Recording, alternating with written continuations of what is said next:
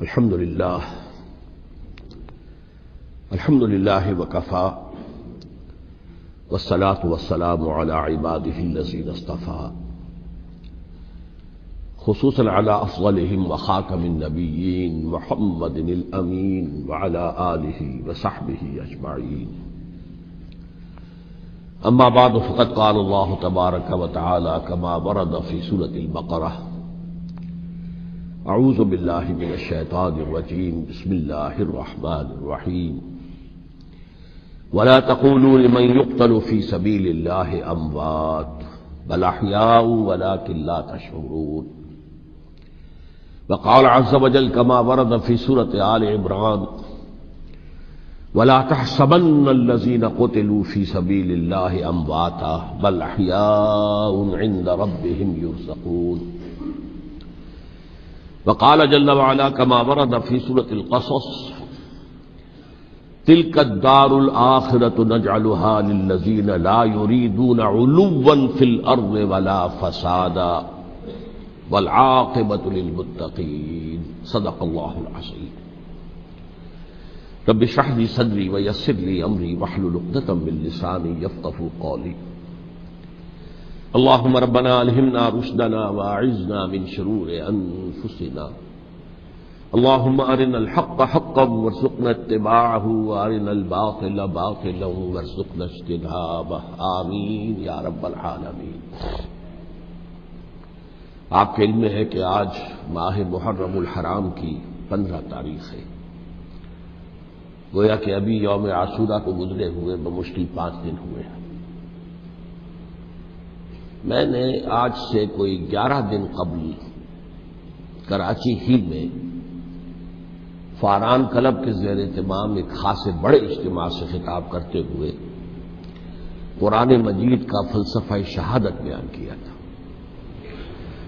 اگرچہ میرا مین مضمون تھا قرآن مجید کا فلسفہ شہادت، تاہم اس کے ساتھ ہی میں نے، کیونکہ یہ عام طور پر بھی شہادتوں کا زمانہ شمار ہوتا ہے، ذی الحج میں حضرت عثمان رضی اللہ تعالیٰ عنہ شہید کیے گئے، یکم محرم الحرام کو حضرت عمر رضی اللہ تعالیٰ عنہ کی وفات ہوئی ہے، اگرچہ وہ زخمی ہو گئے تھے 28 ذی الحج کو.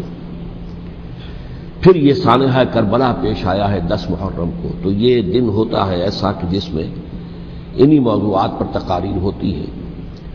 تو میں نے فلسفہ شہادت کے ساتھ ساتھ ایک ضمیمے کے طور پر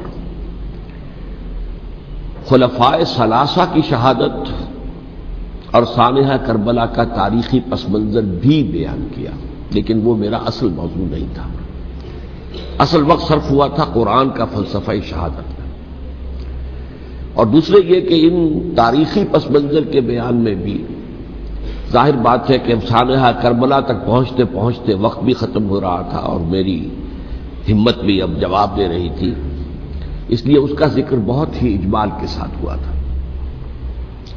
اس کے اگلے ہی روز ٹیلی ویژن کے زیر اہتمام ایک مذاکرہ ہوا، اور وہ مذاکرہ جو ہے وہ پھر ٹیلی کاسٹ کیا گیا ہے عین یوم عاشورہ کو، 10 محرم الحرام کی شب. اس کے ضمن میں ایک تو وعدہ خلافی کی جو اس پروگرام کے کمپیئر ہیں انیق احمد صاحب، انہوں نے، اور میں نے اسی وقت پروگرام کے خاتمے پر ان سے یہ شکایت کر دی تھی کہ انہوں نے مجھے جو عنوان بتایا تھا وہ تھا قرآن کا فلسفہ شہادت. تو ظاہر بات ہے کہ ذہناً میں اسی کے لیے تیار ہو کر گیا تھا، لیکن وہاں انہوں نے جب شروع کی محفل تو وہاں پر انہوں نے عنوان بیان کیا امام حسین علیہ السلام کی شہادت. اب یہ اگرچہ یقیناً ان میں باہمی تعلق تو ہے، لیکن یہ کہ بہت کافی فرق ہے کہ ایک آپ فلسفہ شہادت سے چل کر اور شہادت حضرت حسین رضی اللہ تعالیٰ عنہ تک پہنچے، اور ایک یہ ہے کہ اصل موضوع ہوئی ہے. بہرحال جو بھی اس وقت، تو اب ظاہر بات ہے کہ کوئی اور شکل نہیں تھی، جو بھی گفتگو ہوئی اس میں میں نے پورا حصہ لیا. لیکن دوسری زیادتی انہوں نے یہ کی کہ اس میں سے میرے بیان کے بہت سے حصوں کو حذف کر دیا. اس کاٹ چھانٹ سے ایک تو میرا نقطہ نظر پورے طور پر قارئین یا ناظرین کے سامنے نہیں آ سکا، سامعین کے سامنے نہیں آ سکا، اور دوسرے اس سے کچھ مغالطے بھی پیدا ہوئے. تو میں نے یہ سوچا کہ اب یہاں اس جمعے میں میں ان کی وضاحت کر دوں، اسی لیے باصرار میں نے یہ موضوع رکھوایا کہ سانحہ کربلا کا تاریخی پس منظر کیا ہے. الحمدللہ کہ جہاں تک وہ مذاکرہ جو ان کے ریکارڈنگ روم میں اسٹوڈیو میں منعقد ہوا وہ بہت ہی پرامن، بہت اچھے انداز میں ہوا، اور اس میں کوئی یعنی یوں سمجھیے کہ زیادہ آرگیومنٹ جسے کہتے ہیں اس کی بھی ضرورت پیش نہیں آئی. عموماً تمام باتوں پر کنسنسس اور ایک طرح کا اجماع سامنے آیا. اور اس کا خاص سبب یہ ہے کہ میرے علاوہ سنی علماء میں سے تو مولانا احترام الحق تھانوی صاحب تھے، اور وہ بھی بہت صلح کل قسم کے آدمی ہیں، اور شیعہ حضرات میں سے جو دو حضرات تھے وہ بھی نہایت معقول، نہایت سنجیدہ اور نہایت شرافت اور مروت کا مجسمہ نظر آئے. ان میں سے ایک صاحب سے میری پرانی یاد اللہ ہے، علامہ ڈاکٹر قلب صادق، ان کا تعلق لکھنؤ سے ہے، اور یہ میرے اندازے میں پوری طریقے سے نہیں کہہ سکتا، اس وقت جو بر عظیم پاک و ہند میں نامور علماء ہیں اہل تشیع کے، ان میں سے یہ چوٹی کی شخصیت ہے، اس میں کسی شک و شبہ کی گنجائش نہیں. بہت مسلم عالم دین ہے، نہ صرف عالم دین ہے بلکہ ڈاکٹریٹ بھی انہوں نے کی ہوئی ہے. دوسری بات یہ کہ یہ بھی لکھنؤ کے رہنے والے تھے، اور مولانا سید ابو الحسن علی ندوی رحمۃ اللہ علیہ وہ بھی لکھنؤ کے، رائے بریلی کے رہنے والے تھے جو 40-45 میل دور ہے، لیکن ان کا اصل مرکز تو آپ کو معلوم ہے دارالعلوم ندوۃ العلماء لکھنؤ. تو ان کے ساتھ ان کے بڑے ہی برادرانہ تعلقات ہیں، ایک دوسرے سے بڑی محبت. اور مولانا علی میاں رحمۃ اللہ علیہ بھی ان کے اجتماعات میں جا کر شریک ہوتے رہے ہیں، اور انہوں نے ایک فقرہ بھی نقل کیا مولانا علی میاں رحمۃ اللہ علیہ کا کہ آج ہمیں کوفے اور دمشق کی طرف دیکھنے کی ضرورت نہیں ہے بلکہ کربلا کی طرف دیکھنے کی ضرورت ہے.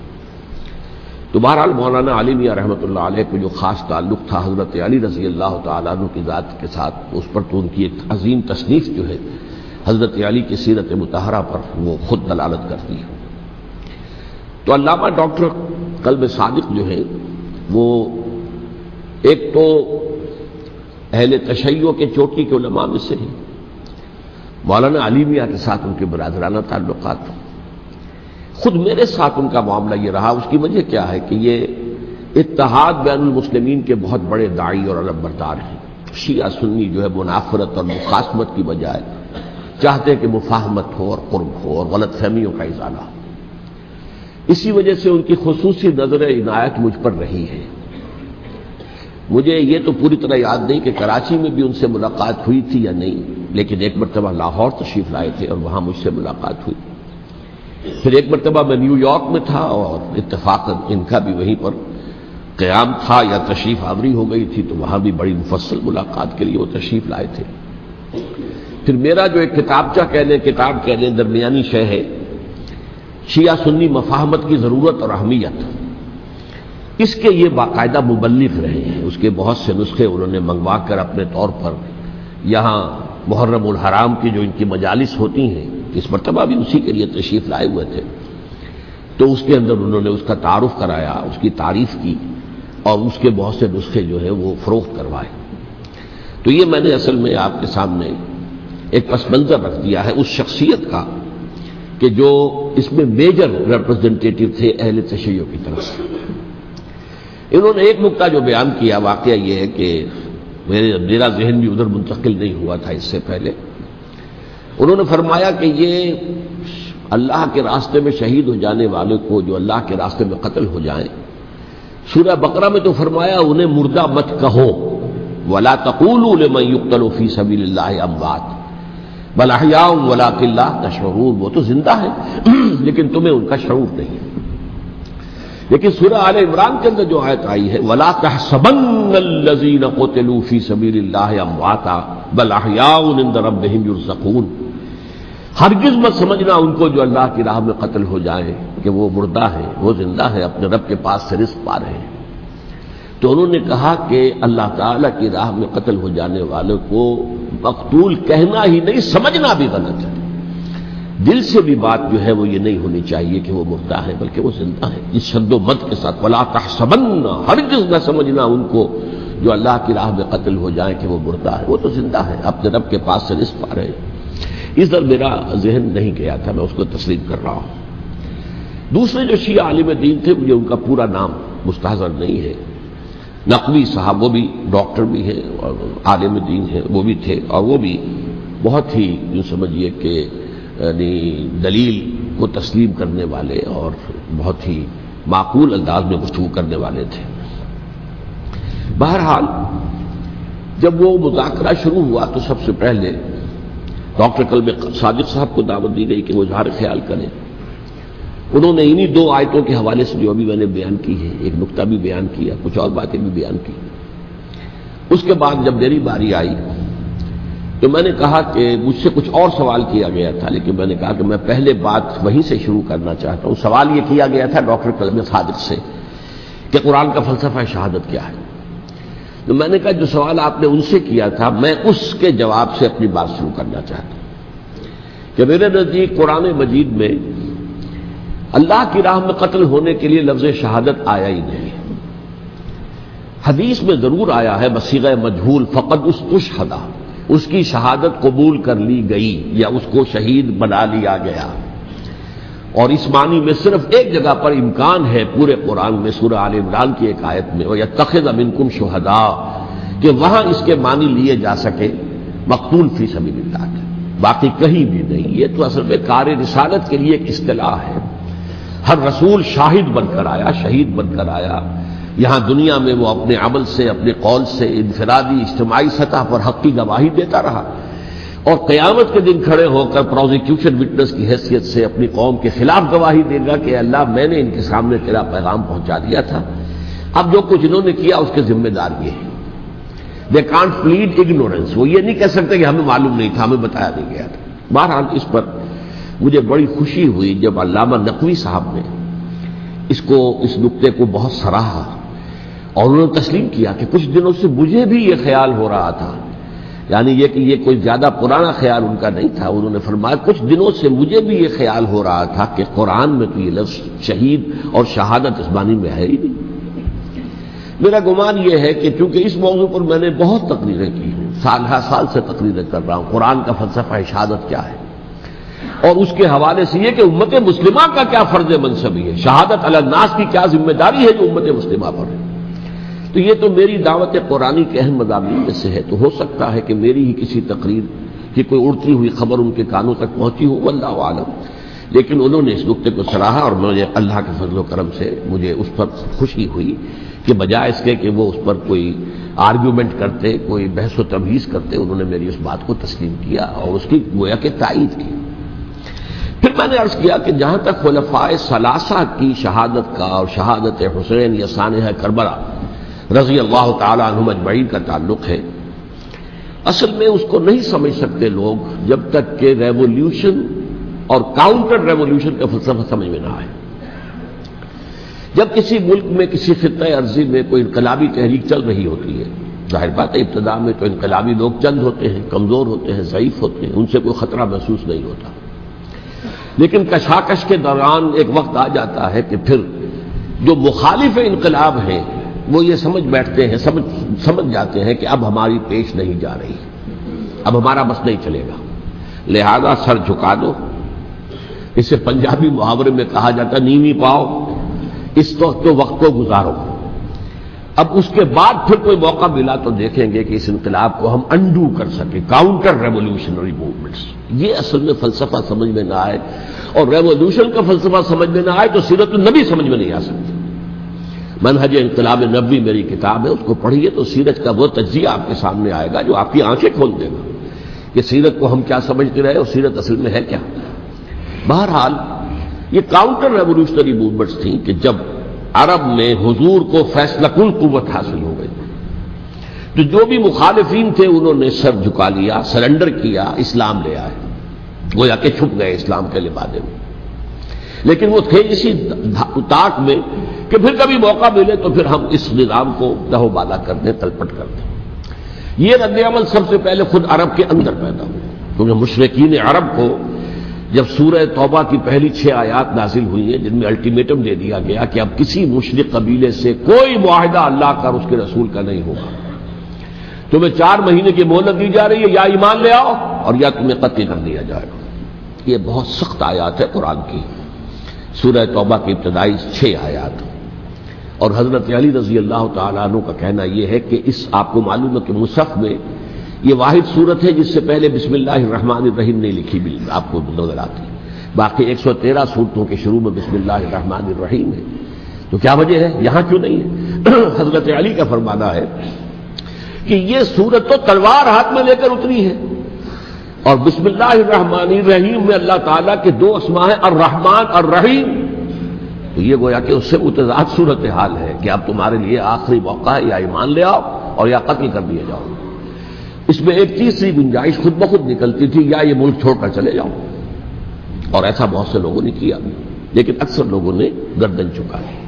لیکن رد عمل ظاہر ہوا، ایک تو مرتدین کھڑے ہو گئے جنہوں نے نئی نئی نبوتوں کو مان لیا، ایک مانعین زکوٰۃ کھڑے ہو گئے کہ ہم زکوٰۃ تمہیں نہیں دیں گے۔ یہ رد عمل تھا مشرک عرب کا، مشرکین عرب کا۔ اور حضرت ابوبکر رضی اللہ تعالیٰ عنہ کے دفتر فضائل کا یہ بڑا اہم باب ہے، ود این آئرن فسٹ، حالانکہ وہ بہت رقیق القلب، کمزور ضعیف الجسہ انسان تھے، لیکن یہ کہ عظیمت کوہ ہمالیہ جو ہے ان کے اندر ظاہر ہوئی ہے، ود این آئرن فسٹ انہوں نے ان ساری جو رد عمل کی جو تحریکیں تھیں انہیں کچل کر رکھ دیا، اور پھر پورے عرب کو گویا کہ اثر نو اس میں اسلام کے نظام کو کنسالیڈیٹ کر کے حضرت عمر کے حوالے کر دیا رضی اللہ تعالیٰ عنہ۔ حضرت عمر کے زمانے میں جو جنگیں ہوئیں اس میں سلطنت روما جو ہے، جو اس وقت کی 2 سپر پاورز تھیں، سلطنت روما قیصر روم، ہرقلیس ہرقل تھا اس وقت کا جو رومی جو قیصر روم تھا، حکمران تھا، شہنشاہ تھا، اور دوسری طرف ایرانی مملکت تھی، خسرو پرویز تھا۔ لیکن یہ کہ عیسائیت کے ساتھ اسلام کا اس طرح کا تصادم نہیں ہوا تھا حضور کے زمانے میں، بلکہ نجاشی رحمۃ اللہ علیہ نے تو مسلمانوں کو پناہ دی تھی۔ مقوقس پیٹریارک جو تھے اس کے الیگزینڈریا کے، انہوں نے حضور کے جو نامہ مبارک گیا تھا اس کا بہت اکرام کیا، تکریم کی، تحفے بھیجے حضور کی خدمت میں۔ ہرقل نے بھی کوشش کی تھی کسی طریقے سے، جیسے کوئی 250 برس پہلے یا 300 برس پہلے، 300 برس پہلے جیسے کانسٹنٹائن جو ایمپرر تھا روم کا، اس نے عیسائیت قبول کی تھی اور ساری سلطنت عیسائی ہو گئی تھی، لہذا اس کی سلطنت باقی رہی، اس کی حکومت باقی رہی۔ اسی طرح ہم سب مسلمان ہو جائیں، لیکن اس میں وہ ناکام ہو گیا۔ لیکن یہ کہ کوئی اس نے کنفرنٹیشن نہیں کی حضور سے۔ البتہ ایران کا معاملہ یہ تھا کہ اس کے پرخ چڑھ گئے، اس نے حضور کے نامہ مبارک کو چاک کیا تھا، حضور نے فرمایا جب اطلاع ملی کہ اس نے اپنی سلطنت کو چاک کر دیا ہے، اس کے ٹکڑے کر دیے۔ بہرحال وہاں رد عمل شدید تھا، اور ایرانی جان لیجئے کہ ان کے اندر بہت اسٹرانگ نیشنلزم ہے، آج بھی ہے اسٹرانگ نیشنلزم، لہذا ان کے ہاں رد عمل شدید تھا۔ ان کی تو سلطنت ختم ہو گئی، نسیہ منسیہ ہو گئی، وجود نہیں رہا۔ لہذا وہاں سے جو کاؤنٹر ریولوشن شروع ہوا ہے وہ پھر ہرمزان جو ایک بہت بڑا جرنیل تھا، اس نے بڑی عیاری کے ساتھ اپنی جان بچائی تھی۔ یہ بڑا دلچسپ واقعہ ہے کہ وہ یعنی کنڈمڈ تھا اسلامی حکومت کی طرف سے، خلافت کی طرف سے، کہ وہ جہاں بھی پایا جائے اس کو قتل کرنا ہے۔ حضرت عمر کی عدالت میں لا کے پیش کیا گیا، حضرت عمر نے کہا یہ واجب القتل ہے، قتل کر دو اس کو۔ اس نے کہا اچھا مجھے ذرا پانی پلا دیجیے۔ حضرت عمر نے فرمایا ٹھیک ہے بھائی پانی لاؤ، پانی دے دو۔ پانی کا کٹورا کہ مجھے پہلے ضمانت دیجیے کہ جب تک میں یہ پانی نہ پی لوں مجھے قتل نہیں کیا جائے گا۔ ہاں ہمارا وعدہ ہے۔ اس نے وہ کٹورا پھینک دیا پانی کا، کرو مجھے قتل کیسے کرو گے، میں نے وہ پانی تو نہیں پیا۔ اس سے اپنے آپ کو بچایا اس نے۔ بہرحال آپ اختلاف کر سکتے ہیں کہ حضرت عمر کو اس عذر کو قبول نہیں کرنا چاہیے تھا، لیکن بہرحال ان کی اپنی مروت اور شرافت تھی کہ اپنے وعدے کا پاس کیا۔ اس کی سازش سے ابو لولو فیروز اس نے حضرت عمر کو شہید کیا۔ یہ گویا کہ دوسری کاؤنٹر ریولوشنری موومنٹ تھی۔ انہوں نے یہ سمجھا تھا کہ یہ ساری چکی جو چل رہی ہے، جیسے چکی کی ایک کلی ہوتی ہے، وہ کلی جگہ سے ہٹ جائے تو چکی کیسے چلے گی؟ یہی بات حضرت علی نے فرمائی تھی حضرت عمر سے رضی اللہ تعالی عنہما جب شام کے محاذ پر کچھ پسپائی سی ہو رہی تھی تو حضرت عمر نے ارادہ کیا میں خود جاؤں گا محاذ پر اور کمانڈ کروں گا. حضرت علی رضی اللہ تعالیٰ عنہ نے فرمایا کہ نہیں امیر المومنین آپ مت جائیں، چکی اسی وقت تک چلتی ہے جب تک کہ کلی گڑی ہوئی. آپ کلی ہیں اس وقت اس نظام کی جس کے گرد یہ اسلام کی چکی گھوم رہی، آپ مت جائیں. لہذا حضرت عمر نے ان کی بات مانی. اس قدر صائب مشورہ تھا جو دیا تھا. بہرحال انہوں نے یہ سمجھا تھا کہ عمر ہی کے بل پر چل رہا ہے یہ سب کچھ، لہذا عمر کو بیچ سے ہٹا دیں گے سب بیٹھ جائے گا. لیکن ظاہر بات ہے کہ محمد رسول اللہ کی بنائی ہوئی عمارت صلی اللہ علیہ وسلم اتنی کمزور نہیں تھی.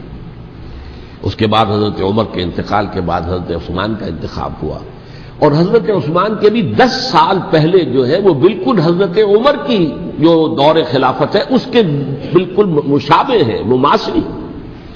ہمارے ذہنوں میں یہ تصور بٹھا دیا گیا ہے کہ سارے 12 سال شاید فتنہ ہی فتنہ رہا، فساد ہی فساد رہا، دنگا رہا، لڑائی رہی. نہیں، 10 سال پورا امن. اور جس طریقے سے فتوحات کا سیلاب حضرت عمر کے زمانے میں جا رہا تھا اسی طریقے سے حضرت عثمان کے 10 سالوں کے دوران گیا.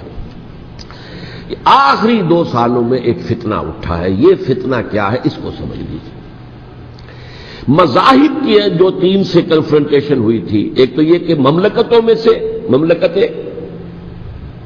ہرقل، مملکت روم، مملکت ایران. رومی سلطنت کی 2 ٹانگیں مسلمانوں نے توڑ دی، شمالی افریقہ سے نکال دیا، مغربی ایشیا سے نکال دیا. لیکن یورپ میں وہ قائم تھا، اس کی سلطنت تھی. لیکن ایرانی سلطنت کا بالکل تیا پاچا ہو گیا، ختم ہو گیا. اسی طریقے سے 3 مذاہب سے کنفرنٹیشن ہوئی. مشرکین عرب سے، اس کا میں بیان کر چکا ہوں، ان کا پہلا وار حضرت ابوبکر کے عہد خلافت میں ہو گیا. دوسرے جو عیسائیوں کا معاملہ تھا ان سے بھی کوئی تصادم نہیں ہوا حضور کے حیات طیبہ کے دوران. لیکن جو یہودیت بطور مذہب، اس کو ظاہر بات ہے کہ اسلام نے اس کو ختم کیا تھا کم سے کم جزیرہ نما عرب سے. مدینے میں 3 قبیلے تھے جو اپنی غداری کی وجہ سے اور اپنی صلح کو توڑنے کے جرم کی پاداش میں 2 نکالے گئے، اور تیسرا جو ہے اس کے تمام جو بھی جوان افراد تھے انہیں قتل کیا گیا. پھر خیبر پر حملہ کیا گیا اور خیبر کو جو ہے فتح کیا گیا. وہ یہودیوں کا بہت بڑا گڑھ تھا، اور جو مدینے سے نکالے گئے تھے وہ بھی وہیں جا کر مقیم ہو گئے تھے. تو اس اعتبار سے، اور پھر یہودی اپنے آپ کو سمجھتے تھے اللہ کی طرف سے دنیا میں جو نمائندہ جو ہے امت وہ ہم ہیں. اب انہیں معزول کر کے امت محمد کو وہاں پر کھڑا کر دیا گیا صلی اللہ علیہ وسلم. لہذا وہ بہت زیادہ یوں سمجھیے ایگریوڈ، سب سے زیادہ جن کو گزند پہنچا ہے حضور کے دست مبارک سے، وہ یہودی تھے. لہذا ان کا جو رد عمل آیا ہے وہ ہے جس کے نتیجے میں حضرت عثمان شہید ہوئے، حضرت علی شہید ہوئے، حضرت حسین شہید. اب اس چیز کو اچھی طرح سمجھیے. یہ جو رد عمل ہے یہ ایک شخص کے ذریعے سے آیا، اور اسی لیے بعض لوگ یہ سمجھتے ہیں کہ یہ خامخواہ کی کہانی ہے. کیا ایک آدمی اتنا بڑا کام کر سکتا ہے؟ عبداللہ ابن سبا ایک یہودی جو اسلام کا لبادہ اوڑھ کر حضرت عثمان کے عہد خلافت میں مدینے میں آ گیا. ٹھیک، اس کے بارے میں تو میں بعد میں عرض کروں گا.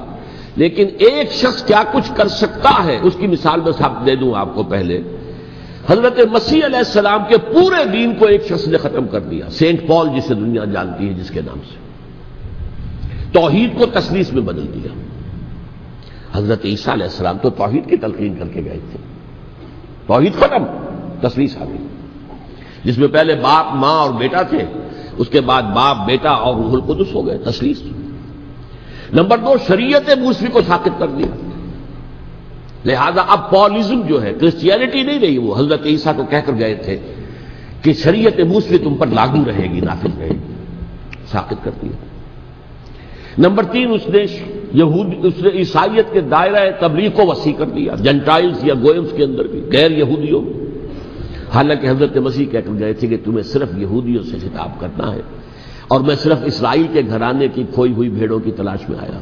اب آپ دیکھیے حضرت مسیح کے فوراً بعد اور حضرت مسیح کی زندگی کے دوران جب تک کہ وہ موجود تھے، وہ بدترین دشمن تھا حضرت مسیح علیہ السلام کا. بعد میں لبادہ اوڑھا، اور یہ کہ مجھے مکاشفہ ہوا ہے، مکاشفے میں مسیح سے میری ملاقات ہوئی ہے، میں ان پر ایمان لے آیا ہوں. اور پھر اس نے اپنے زہد اور دینداری کا جو بھی فراڈ تھا اس کے نتیجے میں اپنی حیثیت بنا لی، دین مسیحی کو بالکل ختم کر دیا. آج کہاں ہے وہ دین مسیحی؟ D100 کے مصنف نے بھی صاف لکھا ہے کہ جب تک حضرت مسیح دنیا کے اندر موجود تھے عیسائیت کی حیثیت یہودیت نے ایک فرقے سے زیادہ نہیں تھی، یہودیوں کا ایک فرقہ، ایک جماعت بس۔ یہ سینٹ پال ہے جس نے اسے ایک مستقل مذہب کی حیثیت اختیار کی ہے، تو اٹ شوڈ بی کالڈ پالزم، اور یہ ایک آدمی کا کارنامہ۔ اسی طریقے سے یہ تو ہو گیا حضرت مسیح کے فوراً بعد، رفع سماوی کے فوراً بعد۔ 1500 برس کے بعد ایک تحریک چلی ہے یورپ کے اندر، اصلاح مذہب، اور اس کی پشت پر بھی یہودی ذہن تھا۔ یہودی ذہن نے عیسائیت کو دو حصوں میں تقسیم کر دیا، کیتھولک اینڈ پروٹیسٹنٹس، اور پروٹیسٹنٹس کو اپنا اعلی کار بنایا۔ یہ ایک علیحدہ مضمون ہے جس پر میں تفصیل میں نہیں جانا چاہتا، میری کتاب بھی موجود ہے اس موضوع پر، سابقہ اور موجودہ مسلمان امتوں کا ماضی، حال اور مستقبل، اس میں نے تفصیل بیان کی۔ یہ جو تقسیم ہوا ہے تو وہ پہلی بات ایک یہودی، جیسے کہ علامہ اقبال نے، مارکس بھی تو ایک یہودی تھا نا، تو ابلیس کی مجلس شورا میں بڑا پیارا شعر ہے، وہ یہودی فتنہ گر، وہ روح مصدق کا بروز، ہر قبا ہونے کو ہے اس کے جنوں سے چاک چاک۔ یہ ایک یہودی فتنہ گر مارکس نے وہ تصور دنیا کو دیا جس نے عظیم انقلاب برپا کیا روس کے اندر، بولشوک ریولوشن، اور جو پھر آدھی دنیا تک پھیل گیا۔ آج سے 50 سال پہلے امریکہ کانپتا تھا، روس کے سامنے کھڑا ہوا کانپ رہا تھا، اس لیے کہ روس سائنٹیفک ترقی میں امریکہ سے بہت آگے تھا، اس کے ایسٹروناٹ پہلے گئے ہیں خلا کے اندر، امریکہ تو بہت پیچھے تھا۔ بہرحال اس نے جس طریقے سے USSR کا خاتمہ کرایا ہے وہ ایک علیحدہ بات ہے، میں اس وقت اس طرف نہیں جانا چاہتا، لیکن جان لیجئے کہ وہ ایک شخص کا کارنامہ، وہ یہودی فتنہ گر، وہ روح مصدق کا بروز، ہر قبا ہونے کو ہے اس کے جنوں سے تار تار۔ اسی طرح وہ عبداللہ ابن سبا، یہودی فتنہ گر۔ آج اہل تشیع میں سے بعض حضرات کہتے ہیں کہ یہ عبداللہ ابن سبا یہ تو افسانوی شخصیت ہے، اس کی حقیقت کوئی تھی ہی نہیں، حالانکہ ان کی اپنی کتاب میں رجال کشی کے اندر اس کا ذکر موجود ہے، اور یہ بھی موجود ہے کہ حضرت علی رضی اللہ تعالیٰ عنہ نے اپنے عہد خلافت میں اسے زندہ جلوایا ہے۔ اس کی وجہ کیا تھی؟ یہ آیا مدینے کے اندر اسلام کا لبادہ اوڑھ کر، اس نے چند عقیدوں کی اشاعت شروع کی۔ سب سے پہلے حضرت علی تو خدا ہیں، گاڈ انکارنیٹ، اوتار کا تصور، جیسے ہندوؤں میں ہے رام چندر جی خدا کا اوتار، اور عیسائیت میں بھی پہلے گاڈ انکارنیٹ کا تصور تھا کہ حضرت مسیح خدا کا اوتار، انکارنیشن آف گاڈ۔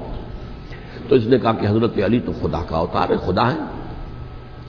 نمبر 2، اس نے کہا کہ ہر نبی کا ایک وصی ہوتا ہے جس کے حق میں وہ وصیت کرتا ہے، تو حضور صلی اللہ علیہ وسلم کے وصی حضرت علی ہیں، لہذا خلیفہ تو اول روز سے حضرت علی ہے، حضرت ابو بکر، حضرت عمر، حضرت عثمان، یہ تو غاصب ہے، اور حضرت عثمان کی خلافت تھی اس وقت تو خاص طور پر۔ پھر اس نے جو قبائلی عصبیت تھی اسے بھڑکایا۔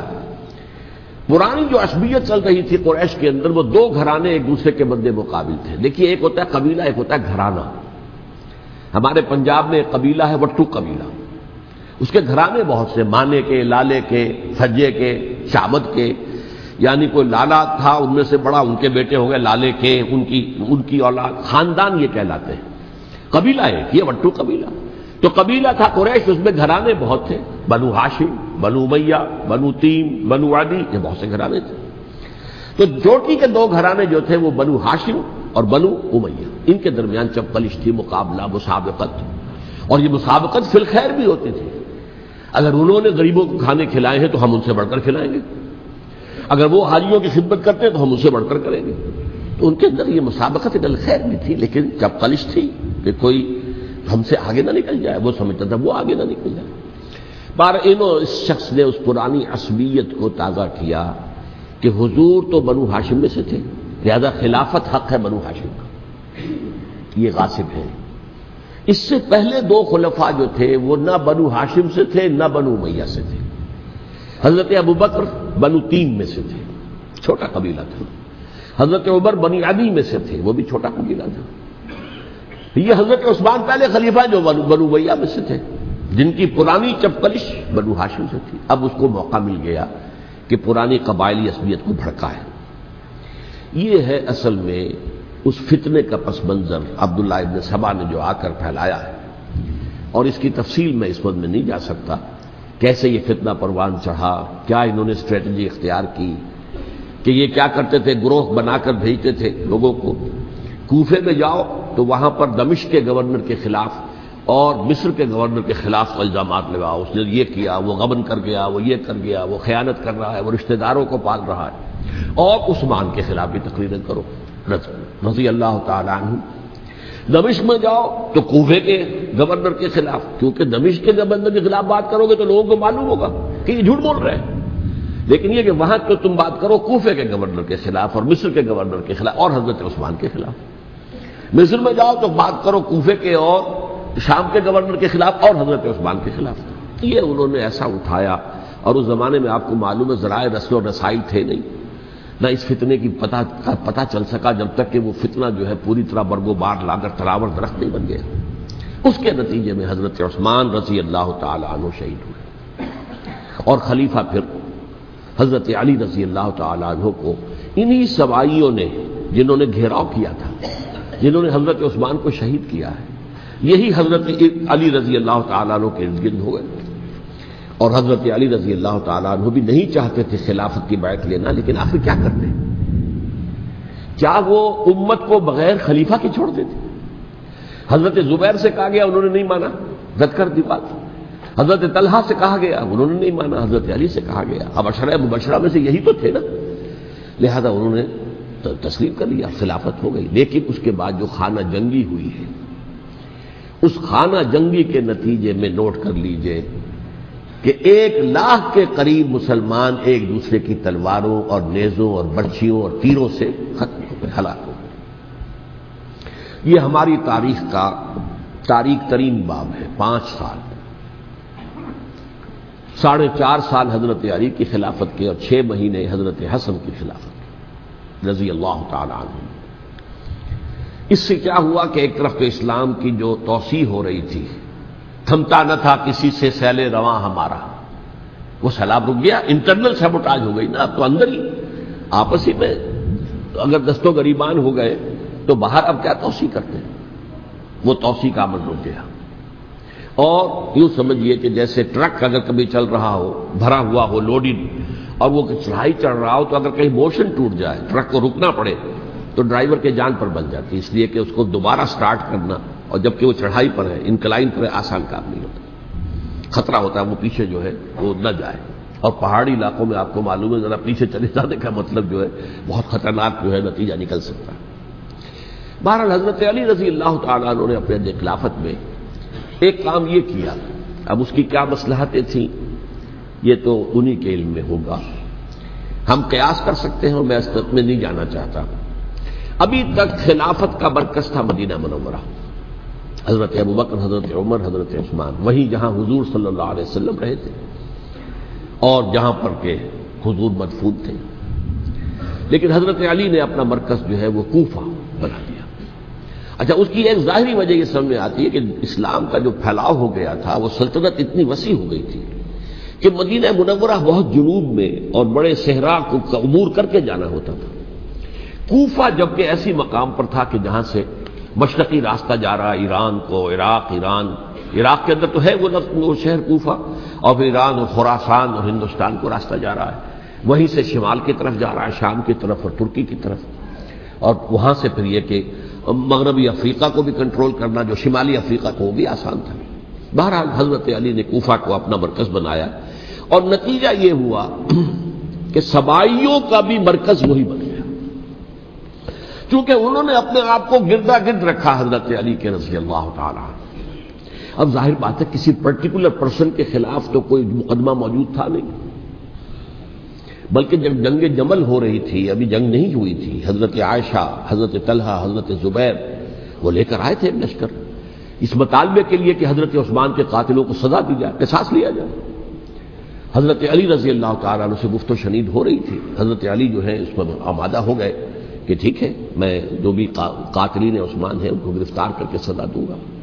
عین اسی وقت کوفے کی مسجد کے اندر جو ہے 10,000 کا مجمع کھڑا ہو گیا، ہم سب قاتل عثمان ہیں، لو ہم سے بدلہ کہاں سے ہوگا. اور انہوں نے کیا کیا؟ جاتے ہی جنگ چھیڑ دی. جب چھڑ جائے تو یا مرو یا مارو، اس کے سلاوہ تو کوئی چارہ کار ہوتا ہی نہیں. ایک رات میں 10,000 مسلمان شہید ہوئے، جن میں 2 عشرہ مبشرہ میں سے حضرت زبیر اور حضرت طلحہ رضی اللہ تعالیٰ. تو یہ صورت تھی، سبائیوں نے گھیراؤ کیا حضرت علی کا رضی اللہ تعالیٰ. حضرت معاویہ دعوے دار نہیں تھے خلافت کے، قطعاً نہیں. ان کا صرف ایک دعویٰ تھا، اور وہ یہ تھا کہ عثمان کے قاتلوں کو گرفتار کرو، یا خود سزا دو یا ہمارے حوالے کرو، ہم اس سے قصاص لیں گے.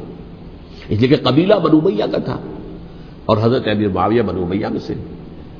تو ایک خاندانی طور پر جو ہے ہم قصاص لیں گے ان سے جنہوں نے قتل کیا ہے حضرت عثمان کو. لیکن یہاں ظاہر بات ہے کہ حضرت علی رضی اللہ تعالیٰ عنہ کی طرف سے مطالبہ یہ ہوتا تھا تم پہلے میری بیعت کرو، میرے ہاتھ مضبوط کرو تاکہ میں ان کے خلاف کوئی اقدام کر سکوں.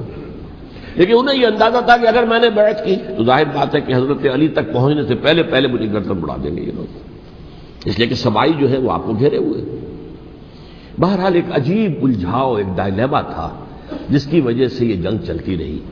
اور حضرت علی رضی اللہ تعالیٰ عنہ کو انہی کے شیعان علی ہی کے اندر سے وہ جماعت علیحدہ ہوئی تھی جس کو ہم خوارج کے نام سے جانتے ہیں. اور ایک خارجی ملجم ابن ملجم ہی نے حضرت علی کو شہید کیا رضی اللہ تعالیٰ عنہ. پھر حضرت حسن رضی اللہ تعالیٰ عنہ، اب دیکھیے کس قدر صحیح بات تھی جو حضرت علی رضی اللہ تعالیٰ عنہ نے فرمائی جب ان سے کہا گیا کہ کیا ہم آپ کے بیٹے حسن کے ہاتھ پر بیعت کر لیں رضی اللہ تعالیٰ عنہ. فرمایا نہ میں تمہیں اس کا حکم دیتا ہوں نہ میں اس سے روکتا ہوں، یہ تمہارا معاملہ ہے. امرہم شورا بینہم، تم اپنے باہمی مشورے سے جو فیصلہ کرو گے ٹھیک ہے، میں نہ حکم دیتا ہوں نہ روکتا ہوں. اس کا کیا مطلب ہے؟ باپ کے بعد بیٹے کی خلافت ہرگز حرام نہیں ہے، ورنہ کہتے کیسے ہو سکتا میرا بیٹا؟ نہیں، یہ نہیں کہا آپ نے. حضرت عمر سے بھی کہا گیا تھا کہ اپنے بیٹے کو نامزد کر دیں، عبداللہ ابن عمر کو، تو انہوں نے جواب میں کیا کہا؟ اسے تو طلاق دینی بھی نہیں آتی. انہوں نے اپنی کسی زوجہ کو طلاق دی تھی اور اس میں جو صحیح ترین طریقہ ہے وہ اختیار نہیں کیا تھا. انہیں طلاق دینے تک نہیں آتی تو میں اسے خلیفہ بنا دوں. یہ نہیں کہا تھا کہ باپ کے بعد بیٹا خلیفہ نہیں ہو سکتا، یہ تو نہیں تھا. کہیں حرام نہیں ہے، نہ کتاب و سنت میں، نہ کوئی حدیث ہے، نہ کہیں قرآن مجید میں. تو حضرت علی نے بھی فرمایا رضی اللہ تعالی نہ میں روکتا ہوں نہ حکم دیتا ہوں، یہ تمہارا اپنا معاملہ ہے. بہرحال حضرت حسن رضی اللہ تعالی عنہ نے حضرت امیر معاویہ سے صلح کر لی، خلافت ان کے سپرد کر دی. دیکھیے میں حضرت ابوبکر، حضرت عمر، حضرت عثمان، حضرت علی کے ساتھ حضرت حسن کے دور خلافت کو بھی خلافت راشدہ میں سے سمجھتا ہوں. اور تبھی 30 سال پورے ہوتے ہیں اس حدیث کے مطابق کہ حضور نے فرمایا خلافت 30 برس رہے گی پھر ملوکیت آ جائے گی. تو حضرت حسن کا بہت بڑا کارنامہ یہ ہے کہ اس خانہ جنگی کا دروازہ بند کر دیا. اور یہ پیشن گوئی تھی حضور کی صلی اللہ علیہ وسلم حضرت حسن کو، جب بچے تھے حضور کے انتقال سے پہلے، میرا یہ بیٹا مسلمانوں کے 2 گروہوں میں صلح کرائے گا. یہ حضور کی پیشن گوئی تھی، اور وہ پیشن گوئی حضرت حسن کے علم میں بھی ہوگی یقیناً. بہرحال انہوں نے صلح کی حضرت امیر معاویہ کے ساتھ رضی اللہ تعالی عنہ، خلافت ان کے حوالے کر دی، اور کچھ شرائط تھی طے ہو گئی. اللہ خیر سکتا. حضور کی تو یہ پیشن گوئی جو ہے صحیح ثابت ہوئی کہ میرا یہ بیٹا مسلمانوں کے 2 بڑے گروہوں کے درمیان صلح کرا دے گا. اور سبائیوں نے انہیں تانے دیے، یا عار المومنین، اے مومنوں کے لیے موجب عار، موجب شرم، تم نے بزدلی دکھائی ہے، تم نے امیر معاویہ کو خلیفہ تسلیم کر لیا، تم نے بزدلی دکھائی. معاذ اللہ ثم معاذ اللہ ثم معاذ اللہ. اب میں کچھ باتیں حضرت امیر معاویہ کے بارے میں کہنا چاہتا ہوں، اس لیے کہ وہاں اس میں میں نے حضرت معاویہ کے بارے میں یہ تو بہت شدت کے ساتھ کہا تھا، اور میں اب بھی اس پر قائم ہوں اور پوری طریقے سے قائم ہوں. میرا مستقل موقف یہی ہے کہ حضرت معاویہ رضی اللہ تعالی عنہ کے دور خلافت کو ہم خلافت راشدہ میں شامل نہیں سمجھتے، اہل سنت میں سے کوئی بھی نہیں سمجھتا. لیکن اس کے ساتھ میں نے حضرت امیر معاویہ کے کچھ مناقب بھی بیان کیے تھے تاکہ پلڑا جو ہے ترازو کا اس کے دونوں پلڑے سامنے آ جائیں. لیکن یہ وہ حصہ میرے اس بیان کا نکال دیا گیا، ختم کر دیا گیا. یہ میں نہیں جانتا کہ اس میں کیا مصلحت دیکھی گئی ہے. اس میں تو کسی کے لیے کوئی معاملہ ایسا نہیں تھا کسی کے جذبات کو جو ہے وہ ٹھیس پہنچانے والا. کیونکہ میں نے کہا وہ خلیفہ راشد نہیں تھے، صاف میں نے کہا، بلکہ وہ دور ملوکیت کا آغاز ان سے ہو گیا ہے۔ بلکہ جب ایک صاحب نے یہ کہا کہ کربلا کے بعد سے دور ملوکیت آ رہی تھی، تو میں نے کہا نہیں جناب، دور ملوکیت تو 20 سال پہلے پوری ہو چکی تھی، شروع ہو چکی تھی۔ حضرت امیر معاویہ کے بھی 20 سال جو ہے وہ دور ملوکیت میں شمار ہے۔ انہیں کسری العرب بھی کہا گیا، عرب کے کسریٰ، جو شہنشاہ ایران کا خطاب تھا، حضرت معاویہ رضی اللہ تعالیٰ عنہ کو کسری العرب کہا گیا، عرب کا کسریٰ یہ۔ لیکن دوسری طرف یہ ہے کہ وہ صحابی رسول ہیں رضی اللہ تعالیٰ، حضور کے برادر نسبتی بھی ہیں، حضور کے سالے ہیں، ان کی ہمشیرہ ام حبیبہ حضور کی زوجہ محترمہ ہیں، ام المومنین ہیں، ام حبیبہ رضی اللہ تعالیٰ عنہ۔ پھر کس قدر معتمد علیہ تھے حضور کے کہ کاتبان وحی میں شامل تھے، وحی کی کتابت کرنے والے چند لوگ تھے جنہیں کہ حضور کہتے تھے کہ اب یہ آیت لکھ لو، ان میں سے ایک امیر معاویہ بھی رضی اللہ تعالیٰ۔ تو بڑے توازن کی ضرورت ہے۔ دیکھیے صحابہ کرام کا جہاں تک تعلق ہے، اہل سنت کا موقف یہ ہے کہ صحابہ تو کلہم عدول، صحابہ سب کے سب نیک نیت ہیں، اور ان کی روایت جو ہے قبول کی جائے گی، رد نہیں کی جائے گی، ان پر کوئی جرح و تعویل نہیں ہوگی، اس لیے کہ ان کا تزکیہ محمد الرسول اللہ صلی اللہ علیہ وسلم نے کیا تھا۔ لہذا یہ تو ہو سکتا ہے کہ کسی صحابی سے کوئی خطا ہو جائے، لیکن وہ خطا اجتہادی ہوگی، نیت کی خطا نہیں ہوگی، نیت کی غلطی نہیں ہوگی۔ اگر کسی صحابی کی نیت پر حملہ کیا جائے تو یہ اصل میں طعن ہے، حملہ ہے حضور پر کہ وہ تربیت دے نہیں سکے اپنے ساتھیوں کو، معاذ اللہ ثم معاذ اللہ ثم معاذ اللہ، وہ تزکیہ کر ہی نہیں سکے۔ 3 جگہ جو قرآن میں آیا ہے یتلو علیہم آیاتہ ویزکیہم، تو کیا تزکیہ کیا؟ اگر ان کے قریب ترین ساتھی جو تھے، اگر ان کے اندر بھی بدنیتی تھی اور دنیا کی طلب تھی اور دنیا کے اندر اقتدار حاصل کرنے کا جذبہ تھا، تو پھر کیا تزکیہ کیا؟ معاذ اللہ ثم معاذ اللہ۔ لہذا صحابہ سب کے سب عدول ہیں اور ان سے اختلاف ممکن ہے، لیکن ان کی نیت پر حملہ نہیں ہو سکتا۔ تو حضرت امیر معاویہ کی شخصیت ایک چیز ہے، آپ کا دور خلافت دوسری چیز ہے۔ شخصیت کے اعتبار سے صحابی رسول ہیں، برادر نسبتی ہیں حضور کے صلی اللہ علیہ وسلم، اور پھر یہ کہ اس قدر معتمد علیہ ہے صحابہ میں سے کہ وہ کاتبان وحی، یہ عام آدمی کے کرنے کا کام نہیں تھا جو وحی کی کتابت کرے، اللہ کے کلام کی۔ البتہ یہ ہے کہ جیسا کہ میں نے عرض کیا، ان کا دور خلافت راشدہ نہیں ہے، وہ ملوکیت کا دور ہے۔ یہ میں نے جیسا عرض کیا، میں نے ایک صاحب نے جب یہ کہا کہ ملوکیت شروع ہو رہی تھی، میں نے کہا شروع نہیں ہو رہی تھی، ملوکیت تو 20 سال پہلے شروع ہو چکی تھی۔ اسی طریقے سے ایک صاحب نے کہا تھا کہ اسلام کو قائم کرنے کے لیے حضرت حسین میدان میں آئے، میں نے کہا یہ بھی غلط ہے، اسلام تو 60 سال پہلے قائم ہو چکا تھا، نبی اکرم صلی اللہ علیہ وسلم کے دستے مبارک سے اسلام قائم ہو گیا، جاء الحق وزهق الباطل ان الباطل کان زهوقا، پھر 30 برس تک وہ کامل شکل کے اندر قائم رہا۔ تو اسلام جو ہے وہ جو ہے در حقیقت اب قائم کرنے والی بات نہیں تھی، البتہ اس کے اندر زوال شروع ہو گیا تھا، اس زوال کے عمل کو روکنے کے لیے حضرت حسین میدان میں آئے۔ تو یہ چیز کو صحیح تاریخی پرسپیکٹو میں رکھنا، تو جس طرح سے دین کو قائم کرنے کے لیے دیکھیں، قائم تو کیا محمد رسول اللہ صلی اللہ علیہ وسلم والذین معہ رضی اللہ تعالی عنہ، انہوں نے کیا تھا۔ ہاں اب جو ہے وہ اپنی اس شاندار حیثیت سے نیچے گرنے لگا تھا، وہ میں بعد میں عرض کروں گا کہ میں نے اسے کیا عرض کیا تھا کہ یہ اس زوال کو روکنے کے لیے کسی طریقے سے یہ اپنی اصل حقیقت میں قائم رہے، یہ حضرت حسین رضی اللہ تعالیٰ عنہ کی سعی تھی۔ اچھا، حضرت امیر معاویہ کے جو 20 سال ہیں وہ پورے امن، سکون، اطمینان، کوئی جھگڑا، کوئی فساد، کوئی اختلاف، کوئی باہمی فانت زنی، کچھ 20 سال۔ یہ بھی تاریخ کی بڑی چشم کشا حقیقت ہے جو عام طور پر لوگوں کے علم میں نہیں ہے۔ سبائی بھی دبکے رہے، حضرت امیر معاویہ کی حکومت اتنی مضبوط تھی، کنٹرول، کہ ان کو کچھ سر اٹھانے کا موقع نہیں ملا۔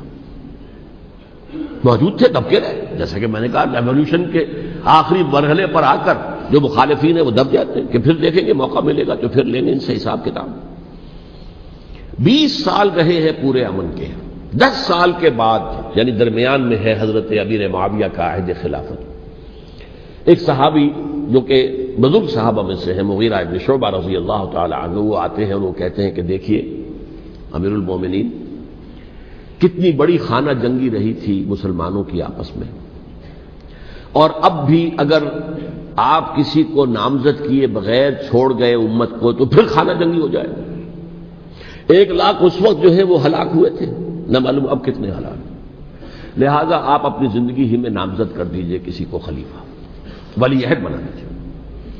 حضرت امیر معاویہ نے ابتداءً جو ہے انکار کیا نہیں، لیکن ان کے دلائل ایسے تھے وزنی، اور میں سمجھتا ہوں کہ وہ بات صحیح تھی جو مغیرہ ابن شعبہ نے کہی، اس لیے کہ اب صحابہ کرام میں سے جو کبار صحابہ تھے وہ تو سب دنیا سے رخصت ہو چکے تھے.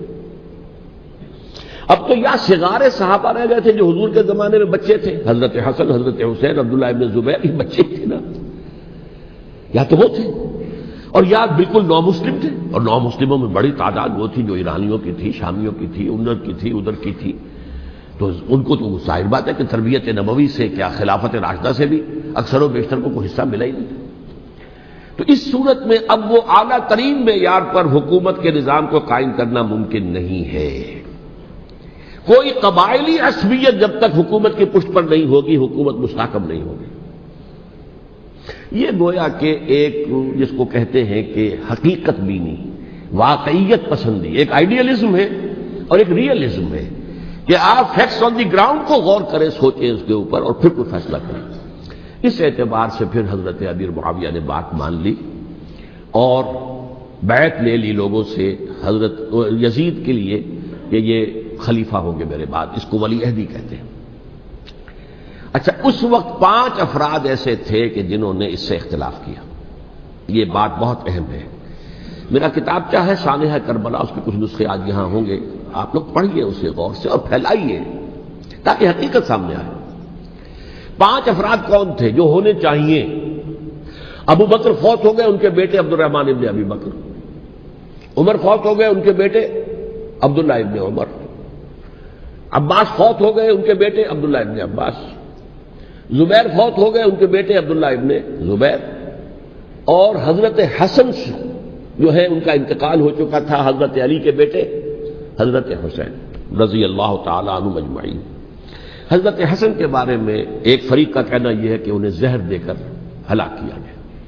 اہل تشیع کا قول یہ ہے، جبکہ اہل سنت کہتے ہیں کہ نہیں، وہ اپنی جو بھی طبی موت تھی اس سے ان کی وفات. لیکن میں اس میں نہیں جانا چاہتا، اس لیے کہ یہ مائکرو ہسٹری جو ہے نا، وہ تو ایک ایک واقعے کے لیے ادھر کی روایات کیا، ادھر کی کیا ہیں، ان کے پاس کیا دلائل، یہ تو کسی ریسرچ اسکالر کا موضوع ہے، میرا موضوع نہیں ہے.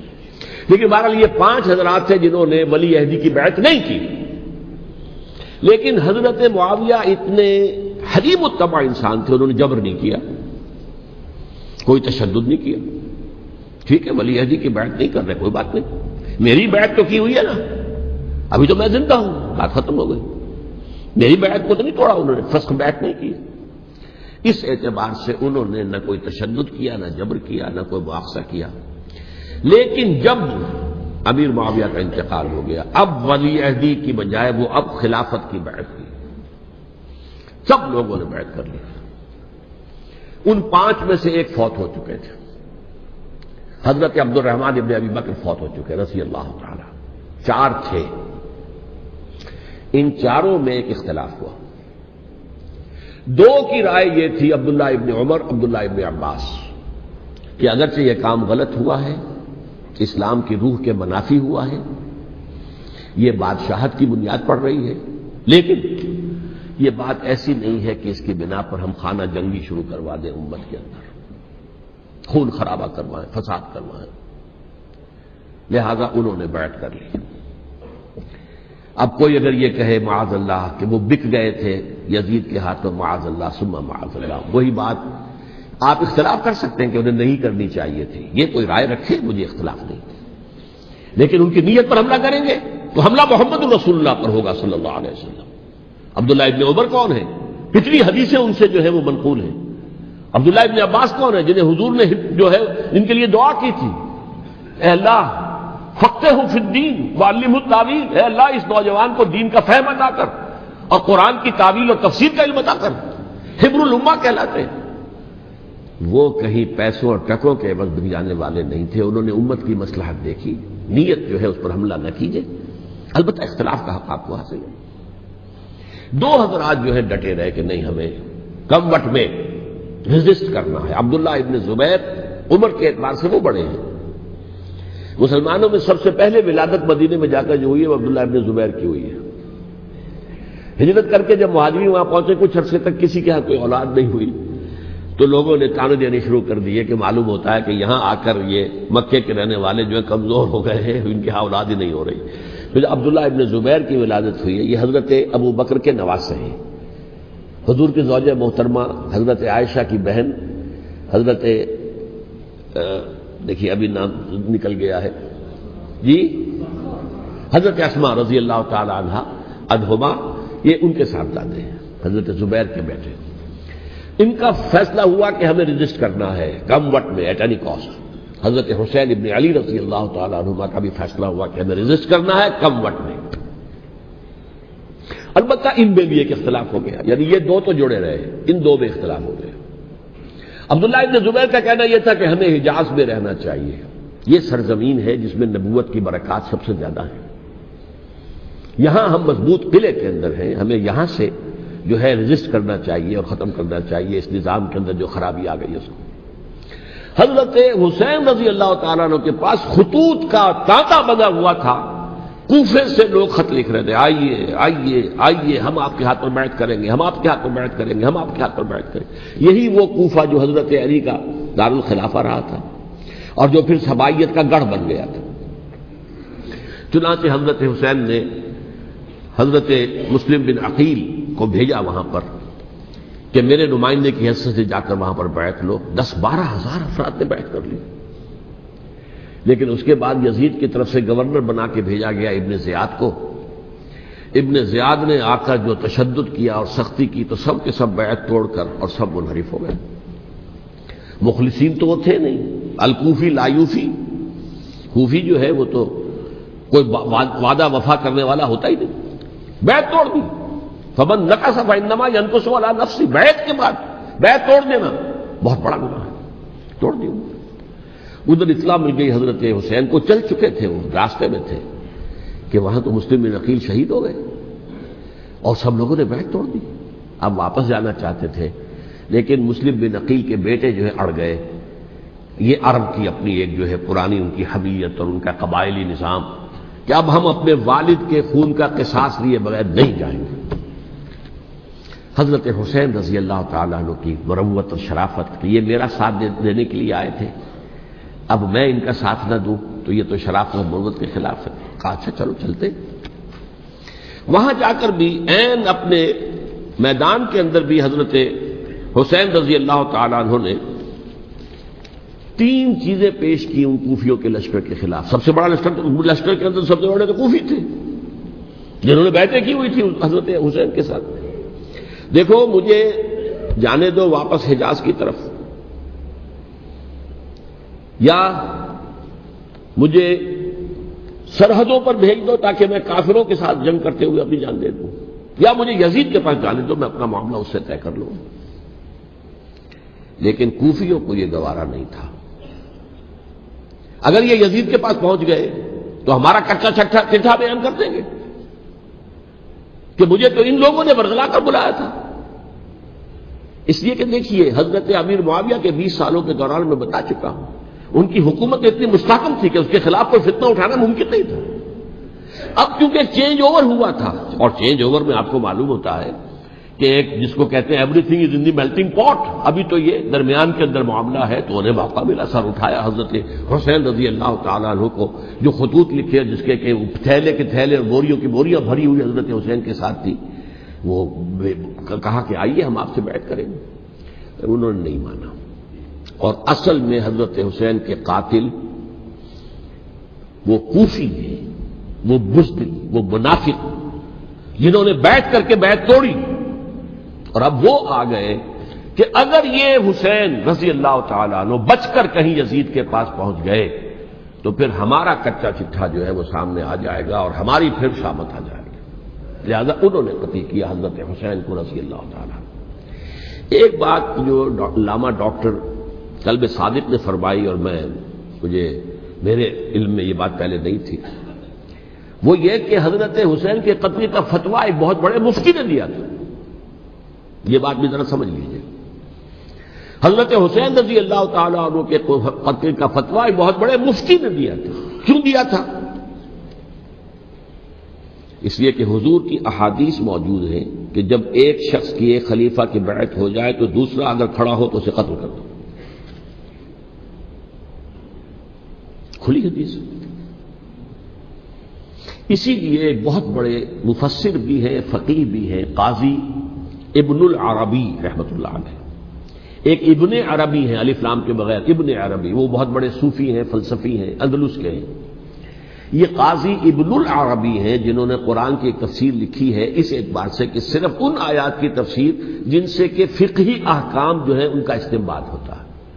یہ دو تفسیریں اس طور سے لکھی گئی ہیں قرآن مجید کی. احکام القرآن ان کا نام ہے دونوں کا، جن میں سے ایک جو ہے قاضی ابن العربی کی ہے. ان کا ایک جملہ نقل ہوتا ہے، قتل الحسین بسیف جدہ، حسین قتل ہو گئے اپنے ہی نانا کی تلوار سے. وہ تلوار کیا تھی؟ جب کسی کی بیعت ہو چکی ہو پھر کوئی کھڑا ہو مدعی خلافت. میرے نزدیک حضرت حسین مدعی خلافت نہیں تھے. یہ بات اس وقت سامنے لوگوں کے نہیں آئی، بلکہ حکومت نے یہ باور کرا دیا کہ یہ تو باغی ہے، یہ مدعی ہے خلافت کے. انہوں نے تو دعویٰ نہیں کیا خلافت کا، وہ تو صرف اس عمل کو روکنے کے لیے میدان میں آئے تھے. اور اس بات کو اچھی طرح سمجھ لیجئے کہ اس وقت تک یہ جو تصور آج ہمارے پاس ہے کہ ریاست علیحدہ ہے، حکومت علیحدہ ہے. State of Pakistan, we are loyal to the state of Pakistan. ہم ریاست پاکستان کے وفادار ہیں، گورنمنٹ آف پاکستان کے وفادار نہیں ہیں. We are not loyal to the government. Government تو کبھی بے نظیر کی تھی، ہم اس کے خلاف تحریک چلا رہے تھے، یا کبھی کسی اور کی تھی اس کے خلاف تحریک چل رہی ہے، یا کبھی ضیاء الحق کی تھی اس کے خلاف تحریک چل رہی ہے. گورنمنٹ کو بدلنا تو عوام کا حق ہے. آج اس وقت نہیں تھا. اس وقت ریاست اور حکومت کا کوئی فرق نہیں تھا. لہذا جو حکومت سے اختلاف کرے گویا کہ باغی ہے. یہ ہے اصل میں وہ پیچیدہ مسئلہ کہ کیوں کسی مفتی نے فتویٰ دے دیا. اس لیے کہ اس وقت تک ریاست اور حکومت کا فرق واضح نہیں تھا دنیا پر. یہ تو ابھی کوئی 100-150 سال کی بات ہے کہ آج ہمارا جو پولیٹیکل سائنس کا ایولیوشن ہوا ہے وہ اسٹیج تک پہنچ گیا ہے کہ اسٹیٹ علیحدہ ہے، حکومت علیحدہ ہے. حکومت تو اسٹیٹ کے 3 آرگنز میں سے ایک آرگن ہے. ایڈمنسٹریشن حکومت کی ہے، جوڈیشری ہے اور لیجسلیچر ہے. 3 آرگنز ہیں بڑے بڑے، ان میں سے ایک ہے. تو حکومت کو بدلنا تو عوام کا حق ہے، چاہے وہ ووٹ کے ذریعے بدلیں چاہے ایجیٹیشن. اگر پرامن ایجیٹیشن ہے اس سے حکومت کو بدلنے کا حق حاصل ہے دستوری طور پر ہر اعتبار سے. اس وقت یہ نہیں تھا. لہذا صورتحال یہ بن گئی کہ حکومت وقت نے باور کرا دیا مسلمانوں کو. ورنہ سوچئے نواسۂ رسول کو قتل کرنا کوئی آسان کام تھا. آخر سب کلمہ گو تھے کہ نہیں تھے؟ کلمہ گو تو تھے نا، اور حضور سے عقیدت اور محبت میں کمی. لیکن یہ کہ فتویٰ اگر ایک بہت بڑے مفتی کا، جو کہ حضرت علامہ ڈاکٹر قلب صادق صاحب نے فرمایا، مجھے اس مفتی کا نام بھی معلوم نہیں، کہ ایک مفتی ہی کا فتویٰ تھا وہ، جس کے بنا پر اب ان لوگوں نے حضرت حسین کو قتل کیا. اور یہی وجہ ہے کہ انہوں نے پھر خیموں کو بھی آگ لگا دی. بھائی حالانکہ دیکھیے اگر دشمنی کا انتقام ہوتا تو حضرت علی بن حسین جو بیمار تھے، جو بعد میں زین العابدین رحمت اللہ علیہ کے نام سے پھر یہ اہل تشیع کے چوتھے امام معصوم ہیں، حضرت علی، حضرت حسن، حضرت حسین، اور پھر حضرت علی بن حسین زین العابدین رحمت اللہ علیہ، کیا ان کو بھی قتل کر دیتے؟ حضرت حسین کی نسل ہی ختم ہو جاتی. لیکن نہیں کیا. آگ کیوں لگائی؟ آگ اس لیے لگائی کہ وہ جو ڈاکومنٹری پروف ہے ہماری غداری کا یزید کے خلاف حضرت حسین کو جو ہم نے دعوت دی، وہ جو ڈاکومنٹری پروف خطوط کی شکل میں موجود ہے وہ ختم ہو جائے، ڈسٹرائے ہو جائے. اس کے لیے انہوں نے خیموں میں آگ لگائی. بہرحال یہ ہے تاریخی پس منظر. یہ اسی سبائی فتنے کا تسلسل ہے جس نے سب سے پہلے حضرت عثمان کی جان لی رضی اللہ تعالیٰ عنہ. 5 سال تک مسلمانوں میں خانہ جنگی رکھی ہے. حضرت علی کو پھر شہید کیا، اور اس کے بعد جو ہے 20 سال حضرت امیر معاویہ کے تو سر نہیں اٹھا سکے. لیکن پھر جب ایک چینج اوور ہو رہا تھا تو اس وقت انہوں نے موقع غنیمت سمجھا کہ اب کھڑے ہو جاؤ اور اب دوبارہ ایک فتنہ جو ہے اس کو امت کے اندر پیدا کر دو. اچھا، اس معاملے میں ایک بات جو میں نے وہاں کہی کہ ہمارے ہاں شاعرانہ جو مبالغہ آمیزی ہے، یہ میری گفتگو کا حصہ انہوں نے حذف کر دیا ہے۔ اور میں نے ایک سنی شاعر، بہت بڑے عالم، جن کے حوالے سے آج بھی میری تقریر ہوگی خالق جناح ہال میں، مولانا محمد علی جوہر کے ایک شعر کے حوالے سے کہا کہ قتل حسین اصل میں مرگ یزید ہے، اسلام زندہ ہوتا ہے ہر کربلا کے بعد۔ میں نے کہا بالکل محمل شعر ہے، اسلام مرا ہی نہیں تھا، زندہ ہونے کا کیا سوال؟ اور اگر کسی درجے میں مزمحل یا زخمی ہوا تھا تو وہ تو رہا، کربلا کے بعد بھی رہا، یزید کی حکومت بھی رہی، بنو امیہ کی حکومت بھی چلی، کوئی تبدیلی تو نہیں آئی۔ یہ کیا کہہ رہے ہیں؟ اسلام زندہ ہوتا ہے کربلا کے بعد؟ میں نے کہا اسلام مرا نہیں تھا۔ جیسے میں نے یہ کہا کہ ملوکیت جو ہے وہ اب شروع نہیں ہوئی، ملوکیت تو 20 برس پہلے شروع ہو چکی تھی حضرت امیر معاویہ کے، لیکن ظاہر بات ہے کہ حضرت حسن نے، حضرت حسین نے اس کو قبول کیا، اور حضرت حسین نے تو پھر 10 سال تک ولی عہدی جو تھی چاہے بیعت نہیں کی، لیکن اس کے خلاف میدان میں آ کر چیلنج تو نہیں کیا۔ اس اعتبار سے یہ معاملہ جو ہے اسلام زندہ ہوتا ہے کربلا کے بعد، یہ بے تکی بات ہے۔ ہاں، حضرت شاہ اسماعیل شہید رحمۃ اللہ علیہ کی اگر میں تشبیہ کو، تمثیل کو سامنے رکھوں تو اسلام کی عمارت 6 منزلہ ہے، 6ٹھی منزل ٹاپ کی وہ گر گئی، 5 منزلیں انٹیکٹ تھیں، اسلام مرا نہیں تھا۔ عدالت میں شریعت کے مطابق فیصلے ہو رہے تھے، قاضی تھے، مفتی تھے، شریعت نافذ تھی، اسلام کہاں مرا تھا؟ جبکہ خود کہہ رہے ہیں علامہ قلب صادق کے ایک مفتی کے فتوے سے ہی حضرت حسین کو قتل کیا گیا۔ اب وہ مفتی کی رائے، اس کی بدنیتی ہو، جو بھی ہو، وہ جانے، اللہ جانے، لیکن عام مسلمان کیا کریں؟ اس پہلو سے اسلام مرا نہیں تھا۔ ہاں، ایک منزل گر گئی تھی، وہ گری رہی، 1000 برس تک گری رہی، یہاں تک کہ آ کر مغربی امپیریلزم نے اس کے گرایا، ملوکیت کا معاملہ ختم کیا، اور وہ جبریاً ملوکیت دوسری آ گئی، ورنہ وہی بادشاہی چلی ہے۔ بلکہ دور بنو امیہ میں وہ بادشاہی پوری طرح اس نے بالوں پر نہیں نکالے تھے، اصل بالوں پر تو اس نے نکالے ہیں دور بنو عباس میں آ کر، اور پھر سلاطین جو ہے ترک، جو ترک خلفاء ہے، ان کا بھی بادشاہت تھی، اور کیا تھا، وہ خلافت تو نہیں تھی۔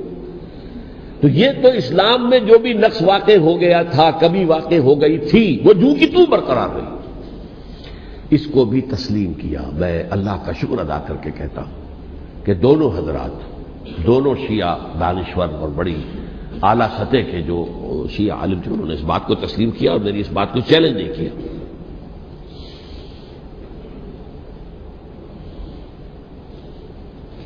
اصل میں تیسری بات میں نے یہ کہی کہ دیکھیے حضرت حسین رضی اللہ تعالی عنہ کی اس شہادت کے بعد، اس کے بعد واقعہ حرہ بھی ہوا، جو واقع کربلا سے بھی بعض اعتبارات سے زیادہ بھیانک اور زیادہ گھناؤنا واقعہ بنو امیہ کی تاریخ ہے، جس کو لوگ جانتے ہی نہیں۔ مدینہ کے کچھ لوگوں نے بغاوت کی اور انہوں نے اس کے خلاف فوج بھیجی، اور فوج کو جو مدینہ فتح کر دیا، 3 دن کے لیے حلال کر دیا، جو چاہو کرو، یہاں جسے چاہو مارو، جسے چاہو لوٹو، جس کا گھر چاہو برباد کرو، جس عورت کو چاہو ریپ کرو، اور یہ مدینہ النبی کے اندر ہوا۔ تو کاٹ کھانے والی ملوکیت کے اندر بہت سے واقعات ہوئے۔ عبداللہ ابن زبیر کھڑے ہوئے، انہوں نے حکومت قائم کی تھی، لیکن یہ کہ وہ تو 6 سال کے لیے کامیاب بھی رہے، ایک حکومت قائم کی، بنو امیہ کے ہاتھ پر بیٹھ نہیں کی، بالآخر ان کی حکومت بھی ختم ہو گئی۔ پھر حضرت زید کھڑے ہوئے، انہوں نے بغاوت کی، وہ بھی ناکام رہ گئے۔ پھر بنو عباس میں کھڑے ہوئے حضرت نفس زکیہ، حضرت حسن رضی اللہ تعالیٰ عنہ کی اولاد میں سے، وہ بھی ناکام ہو گئے، شہید ہو گئے۔ پھر یہ سمجھ لیا گیا کہ اب یہ جہاں تک 6ٹھی منزل ہے وہ تو دوبارہ تعمیر نہیں ہو سکتی، یہ تو جس کی لاٹھی اس کی بھینس، جس کے پاس طاقت ہوگی اس کی حکومت ہوگی، جس کا قبیلہ زیادہ قوی ہوگا، جس قبیلے میں زیادہ عصبیت ہوگی، مضبوط ہوگا، متحد ہوگا، طاقتور ہوگا، اسی کی حکومت ہوگی۔ البتہ اس کے نیچے لوگوں کے اخلاق کی اصلاح کرو۔ صوفیاء کرام نے وہ کام اپنے ذمہ لیا، اور بالکل وہی کام ہے کہ جو ائمہ اہل بیت کرتے رہے۔ حضرت حسن کی اولاد میں، پھر حضرت علی بن حسین رضی اللہ تعالی، حضرت حسین کی اولاد میں، پھر امام محمد باقر، امام محمد جعفر صادق، اور اس کے بعد بھی 5 اور، کسی نے بغاوت نہیں کی۔ جیسے علماء کرام کام کر رہے تھے اور جیسے صوفیاء کرام کام کر رہے تھے، ایسے ہی وہ مسلمانوں کی علمی تربیت، روحانی تربیت و تزکیہ کر رہے تھے، کسی نے حکومت کو چیلنج نہیں کیا۔ نوٹ کر لیجیے اس بات کو. حضرت علی نے بھی چیلنج نہیں کیا تھا, حضرت حسن نے چیلنج نہیں کیا, خود صلح کر لی. تو ائمہ اہل بیت جو 12 یہ گنتے ہیں, جن میں سے آخری جو ہے حضرت مہدی کو تو ابھی ظاہر ہونا ہے, ان کے عقیدے کے مطابق وہ روپوش ہیں, وہ ظاہر ہوں گے. لیکن 11 حضرات کے بارے میں یہ کہ حضرت حسین کے سوا کسی نے بھی چیلنج نہیں کیا وقت کے نظام میں, اور حضرت حسین نے بھی اس مغالطے پر کیا کہ کوفی ساتھ دیں گے, اور یہ موقع ہے کہ یہ جو 6ٹھی منزل اسلام کی گر گئی ہے اسے دوبارہ تعمیر کر دیا جائے. انہوں نے خلافت کا دعویٰ نہیں کیا تھا, یہ انہیں عوام کو مغالطے میں مبتلا کیا گیا کہ یہ خلافت کا مدعی ہو کر سامنے آیا. جیسا کہ میں نے آپ سے کہا تھا, امیر معاویہ نے حضرت علی کے عہد خلافت میں کبھی خلافت کا دعویٰ نہیں کیا, مدعی خلافت نہیں تھے. وہ تو یہ کہتے تھے کہ قاتلان حسین جو ہے, قاتلان عثمان کو سزا دو, قصاص دو, بس. اسی طرح حضرت حسین نے بھی, اب دیکھیے اس ضمن میں اس میں کوئی شک نہیں ہے, حضرت حسین رضی اللہ تعالی عنہ کی جو شہادت ہوئی ہے, ان کے ساتھیوں کی, اعزاء و اقارب کی,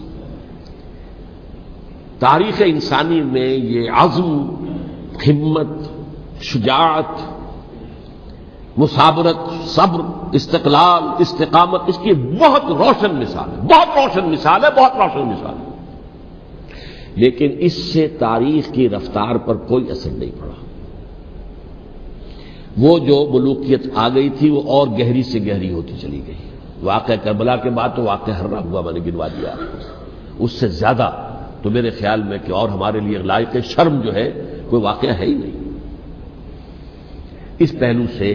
لیکن حضرت حسین کا ایک, اب ان کو یہ کہ میں مطلب یہ کہ اگر میں ان کے ہاتھ پر بیعت کر لیتا ہوں, جو کہ اس وقت سامنے موجود تھے, کہ یزید کی بیعت تمہارے ہاتھ پر کرتا ہوں, تو گویا کہ اپنے آپ کو سرنڈر کر دیتے. وہی خطرہ جو امیر معاویہ کو تھا کہ مجھے وہ تو پہنچنے بھی نہیں دیں گے علی تک رضی اللہ تعالیٰ عنہ, اور مجھے پہلے ہی شہید کر دیں گے. یہی خطرہ حسین کو تھا رضی اللہ تعالیٰ عنہ کہ مجھے یزید تک پہنچنے نہیں دیں گے, پہلے قتل کر دیں گے. اور ویسے بھی یہ ایک شرافت, مروت اور حمیت اور غیرت اور عزت نفس کا تقاضا بھی تھا کہ بھائی معاملہ ہے یزید کا, میرا مجھے وہاں جانے دو, اللہ اللہ خرچہ, یو کین اسکورٹ می, میرے دائیں بائیں چلو تاکہ میں کہیں اور بھاگ نہ جاؤں تمہارے خیال میں, مجھے وہاں پہنچا دو, میں وہاں پہ جا کے اسے معاملہ کر لوں. لیکن انہوں نے قتل کیا. اصل قاتلان کوفی, وہی سبائی. البتہ یہ ہے کہ اس واقعے کی جو یادگار ہے اس میں کوئی شک نہیں ہے کہ اس نے مسلمانوں میں سے ایک گروہ کے دل میں قربانی اور شہادت کا جذبہ بہت پیدا کیا, اس میں کوئی شک نہیں. اور جس طریقے سے کہ عاشورہ محرم میں یاد منائی جاتی ہے, جس طریقے سے اس نے اہل تشیع کے اندر قربانی کا جذبہ بے انتہا پیدا کر دیا. اگرچہ وہ جذبہ بروئے کار نہیں آتا, اس لیے کہ ان کے ہاں یہ عقیدہ ہے, یہ طے ہے کہ جب تک حضرت مہدی ظاہر نہیں ہوں گے ہم کسی کے خلاف بغاوت نہیں کریں گے. یہ پوری تاریخ میں ان کا معاملہ رہا, تمام جو ہے ائمہ اہل بیت کا معاملہ رہا. جب تک مہدی نہیں آتے, keep sitting and keep waiting, wait and see, that's all. یہ تو خمینی صاحب نے کیا ہے, آیت اللہ خمینی صاحب نے, کہ انہوں نے یہ ایران کے شیعوں کو باور کرایا کہ بھائی جب آئیں گے حضرت مہدی آ جائیں گے, لیکن ہم اب ہاتھ پر ہاتھ رکھ کر بیٹھے رہیں, باطل کو چیلنج بھی نہ کریں. ہمیں کچھ تو کرنا چاہیے, وہ ہاتھ پاؤں ہلانے چاہیے, اور کچھ نہیں تو مہدی کا راستہ جو ہے صاف کرنا چاہیے, تمہید کرنی چاہیے, ان کے راستہ ہموار کیا جائے.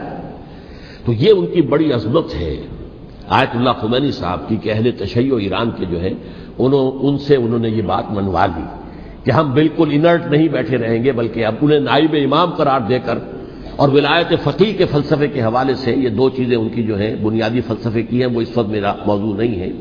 انہوں نے عوام کو ایسا کھڑا کیا ہے کہ 20,000 سے لے کر 30,000 کے درمیان انسانوں نے جانے دے دی. عورتوں کے جلوس نکلے, شیرخوار بچہ گود میں ہے عورت کے, اور گولی کھا رہی ہے, مر رہی ہے, گر رہی ہے. آپ سوچئے زندگی کتنی عزیز ہوتی ہے, اور شیرخوار بچے کے لیے ماں کی جو زندگی ہے اس ماں کو اپنی زندگی کتنی عزیز تر ہوگی کہ اپنے لیے نہیں تو اس بچے کے لیے مجھے جینا ہے. لیکن نہیں, گولیاں کھائیں گری. یہ جذبہ انہی میں ہے. واقعہ یہ ہے کہ اہل سنت کے اندر یہ جذبہ نہ ہونے کے برابر ہے. یہ میں واشگاف الفاظ میں کہہ رہا ہوں. پورے عالم اسلام میں صرف شیعہ ایران ایسا نکلا ہے کہ جس نے بادشاہت کا خاتمہ کیا. باقی سعودی عرب میں بادشاہت بیٹھی ہوئی ہے، ڈٹ کر بیٹھی ہوئی. اربوں ڈالر کا ایک ایک محل بنتا ہے ان بادشاہوں کا، اور سنی سن ہے، سن کوئی حرکت نہیں. وہ تو اب جو حرکت ہو رہی ہے وہ اینٹی امریکن حرکت ہے جو ہو رہی ہے. وہ در حقیقت وہ مسئلہ بالکل دوسرا ہے جو اس وقت ہو رہا ہے. لیکن یہ کہ عالم اسلام میں کوئی تحریک ایسے نہیں اٹھی. یہ اہل تشیع میں ہے جو بالکل استثنائی بات ہے کہ انہوں نے جو ہے ایسا بادشاہ جس کو کہا جاتا تھا کہ اس کا جو اسلحہ خانہ ہے وہ ایشیا میں سب سے بڑا اسلحہ خانہ ہے، جو 2500 سالہ پرانی جو ایک عظمت تھی ایران کی اس کو دوبارہ تازہ اور زندہ کرنا چاہتا تھا. 2500 سالہ برسی اس نے منائی تھی، اس کے لیے شہر آباد کیا تھا کہ خسرو یا سائرس یا ذوالقرنین قرآن مجید کی اصطلاح میں اس کی یادگار بنائی تھی. اور وہ سوچ رہا تھا کہ وہی عظمت دوبارہ ایران کی ہوگی جو کہ خسرو کے زمانے میں تھی، جس کا قرآن مجید میں سورہ کہف کے اندر ذکر ہے.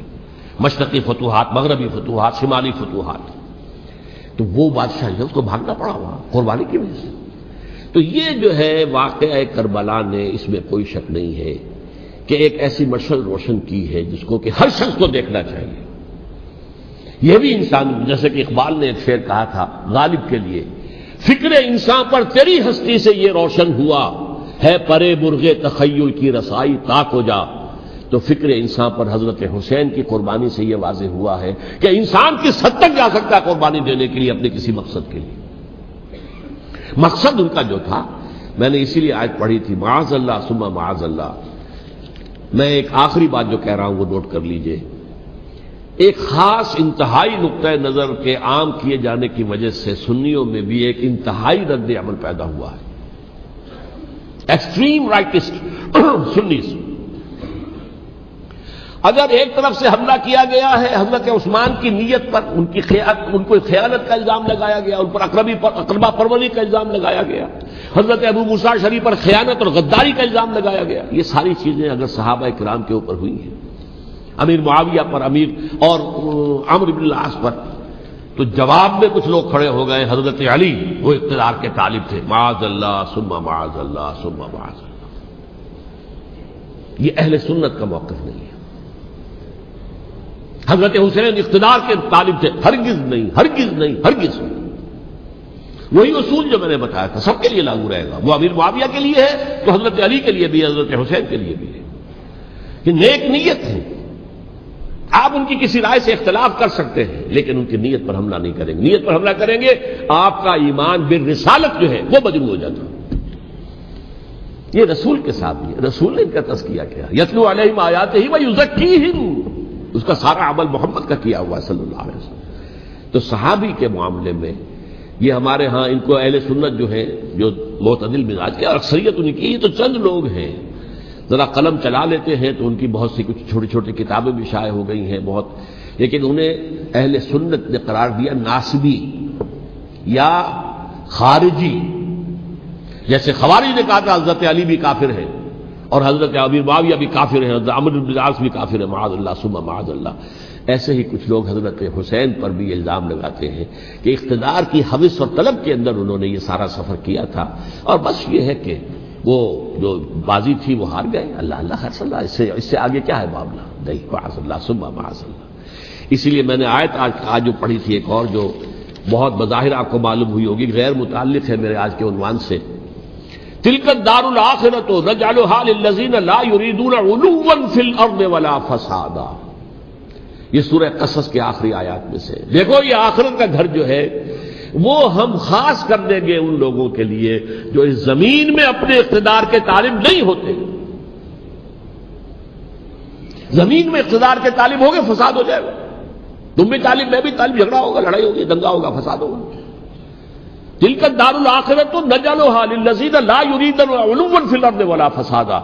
جو لوگ زمین میں اپنے اقتدار کے طالب اور اس کے نتیجے میں فساد پیدا کرنے والے نہیں ہیں ان کے لیے ہم نے آخرت کا گھر خاص کیا ہے. والعاقبۃ للمتقین، اور عاقبت جو ہے، انجام کار، آخرت جو ہے وہ تو متقیوں کے لیے ہے.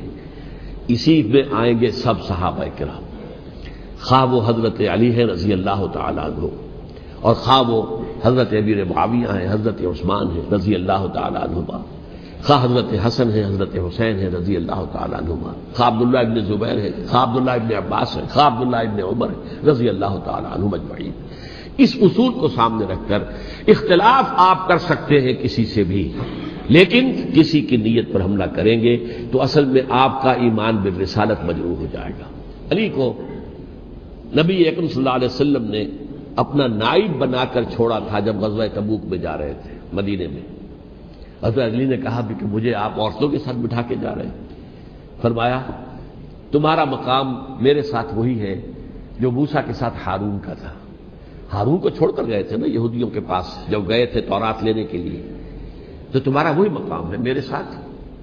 تو یہ حضرت علی ہے رضی اللہ، ان کے بارے میں میرا ان کی کیا عظمت میری نگاہ میں۔ تو یہ 3 کتابچے ہیں، مجھے نہیں معلوم تیسرا یہاں ہے یا نہیں ہے، بہرحال آپ لوگوں کو ریکمینڈ کر رہا ہوں کہ ان کا مطالعہ کریں۔ اب یہ کہ آخری بات یہ کہ اصل ہمارے کرنے کا کام کیا ہے۔ دیکھیے کیوں نہیں کیا کسی نے بھی خروج کا معاملہ، وہ میں واضح کر چکا ہوں، بغاوت نہیں کی۔ کیوں؟ ایک تو ریاست اور حکومت میں فرق نہیں تھا، ذرا کھڑا ہو اور وہ باغی قرار پائیں گے، واجب القتل ہو جائیں گے، فتوے کی زد میں آ جائے، یہ معاملہ تھا۔ اور دوسرے یہ کہ عمارت پوری گری نہیں تھی، ایک منزل گری تھی نا۔ آج ہم کہاں کھڑے ہیں؟ پوری عمارت گری ہوئی ہے، نہ شرعی عدالتیں ہیں، نہ شرعی فیصلے ہیں، نہ احکام الہی نافذ ہیں، نہ حدود اور قصاص کے معاملات، کچھ بھی نہیں۔ ہمارا فرض کیا ہے؟ حضرت حسین کی مدح کرتے رہیے، تعریف کرتے رہیے، صحابہ کرام کی مدح کرتے رہیے، مدح صحابہ، اس کے لیے مجلسیں قائم ہو رہی۔ بھائی کر کیا رہے ہو؟ تھے تو آبا وہ تمہارے ہی، مگر تم کیا ہو؟ ہاتھ پر ہاتھ دھرے منتظر فردا ہو۔ تلک امت قد خلت لہا ما کسبت ولکم ما کسبتم۔ وہ تو ایک امت تھی جو چلی گئی، اللہ کے ہاں پہنچ گئے، جو کچھ انہوں نے کمایا وہ ان کے لیے، تمہارے لیے نہیں ہے۔ تمہارے لیے وہ ہوگا جو تم کماؤ گے۔ ہمارے لیے راستہ اب یہی ہے کہ خلافت راشدہ کے مکمل نظام کو اثر نو قائم کرنے کے لیے منہج انقلاب نبوی کو اختیار کریں۔ میری کتاب اس پر، کیسٹس اس پر، آڈیو کیسٹس، ویڈیو کیسٹ، سی ڈیز، نہ معلوم ڈی وی ڈی، سب کچھ موجود ہے۔ سیرت النبی پر تو میں عرض کر چکا ہوں، فلسفہ سیرت النبی سمجھنا ہے تو میری کتاب پڑھیے، ورنہ سیرت النبی آپ پڑھ لیں گے، واقعات معلوم ہو جائیں گے، فلسفہ سیرت سامنے نہیں آئے گا، اس کا آپ مطالعہ کریں گے میری کتاب سے۔ اور دوسرے یہ کہ یہ خلافت قائم کرنے کے لیے جو جد و جہد ہم کر رہے ہیں، تحریک خلافت پاکستان جس کا میں داعی ہوں ادنا سا، وہ تنظیم نہیں ہے، میں اس کا امیر نہیں، وہ ایک تحریک ہے۔ جیسے تحریک پاکستان کہلاتی تھی جس کی تنظیم تھی مسلم لیگ، پارٹی کا نام مسلم لیگ تھا، لیکن تحریک پاکستان، اس طرح تحریک خلافت پاکستان وہ ہم نے چلائی ہے تنظیم اسلامی کے تحت۔ یہ خلافت جب پہلی چلی تھی آج سے 84 سال قبل، نومبر 1921 میں خالد بینا ہال میں وہ مقدمہ چلا تھا، جس کے نتیجے میں بڑے بڑے جو لیڈر تھے ہمارے، مولانا محمد علی جوہر اور مولانا حسین المدنی اور مولانا ابوالکلام آزاد، ان سب کو 2 سال کی قید کی سزا سنائی گئی تھی، بغاوت، مقدمہ بغاوت، یہ خالد بینا ہال۔ اسی میں سن 91 یا 92 میں نے 3 دن تقریریں کی تھیں، جن میں آج سے پھر میں 3 تقریریں کرنے والا ہوں، ایک آج شام کو، ایک کل شام کو رات 9 بجے، آج بھی کل بھی، ایک پرسوں اتوار کی صبح کو 10 بجے ہے کیا 11 بجے۔ تو ان میں آپ حضرات شرکت فرمائیں، تاکہ اصل جو ہمارے کرنے کا کام ہے، تاریخ کو بھی سمجھنا چاہیے، تاریخ کے عوامل کیا ہیں، کیا پس پردہ عوامل کار فرما تھے، کیا کسی شے کی اصل حقیقت ہے، وہ سمجھنا چاہیے۔ لیکن یہ ہے کہ اس اعتبار سے میں نے جب یہ لفظ استعمال کیا تھا اس مذاکرے میں، لپ سروس، کہ یہ ہم صرف لپ سروس کرتے رہے، مدح کے بیان کرتے رہے، منقبت بیان کرتے رہے، حضور کی نعتیں کہتے رہے، اس سے تو بات نہیں بنے گی جب تک کہ وہ فرض منصبی شہادت علی الناس کا جو ہمارے ذمے ہے بحیثیت امت محمد صلی اللہ علیہ وسلم اس کو ادا نہ کرے۔ مجھے خوشی ہے کہ اس کی بھی تائید دونوں حضرات نے کی، ہاں یہ لپ سروس کا معاملہ ہے۔ اللہ تعالی حضرت حسین کے نقش قدم پر چلتے ہوئے، بلکہ اصل میں تو ہمارے لیے اسوہ رسول ہے محمد صلی اللہ علیہ وسلم کا، اس پر چلتے ہوئے ہم پاکستان میں اسلام کا نظام خلافت قائم کرنے کی جد و جہد کریں۔ اقول قولی ھذا واستغفر اللہ لی ولکم ولسائر المسلمین والمسلمات۔